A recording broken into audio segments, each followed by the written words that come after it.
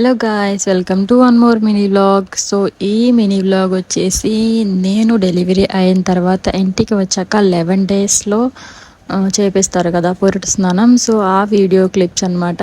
So నాకు హాస్పిటల్లో ఉండగానే 7 డేస్కే పెద్దల చేత పురిటి స్నానం అయితే చాలా బాగా చేశారు. వాటర్లో వేపాకు అవి మరగబెట్టి నలుగు పెట్టి ఇంకా పసుపతి రాసి చాలా అంటే చాలా బాగా చేశారు. అందరూ పెద్దవాళ్ళ చేతుల మీదుగా జరిగిందనమాట. మా హస్బెండ్ వాళ్ళ నానమ్మ, ఆ పెద్ద ఆవిడ వాళ్ళందరూ వచ్చి చేశారు హాస్పిటల్లోనే. హాస్పిటల్ కూడా పిఠాపురమే కాబట్టి వాళ్ళకి దగ్గర కదా. సో అందరూ రావడానికి బ్లెస్సింగ్స్కి దానికి కూడా బాగా యూజ్ అయ్యింది.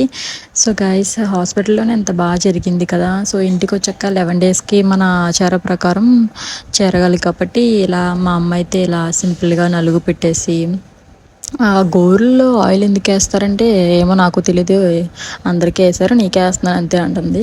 సో మీకు తెలుసా ఇలా ఎందుకు వేస్తారో ఏంటో అనేది తెలిస్తే ఒకవేళ కామెంట్ సెక్షన్లో కామెంట్ చేయండి.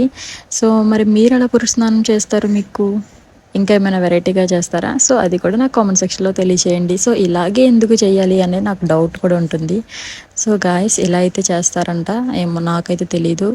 ఈ సాంబ్రాణి పొగకు కూడా వెల్లుల్లిపై రేఖలు వలుస్తాం కదా, అవి అవి సాంబ్రాణి వేసిందనమాట పొగ కూడా. సో గాయస్, డెలివరీ అయ్యాక ఫేస్ గ్లో అయితే చాలా బాగుంటుంది అండ్ తర్వాత కూడా వెయిట్ లాస్ ఇంకా బాగుంటుంది. So guys, don't forget to like, share and subscribe to my channel. Thank you for watching guys.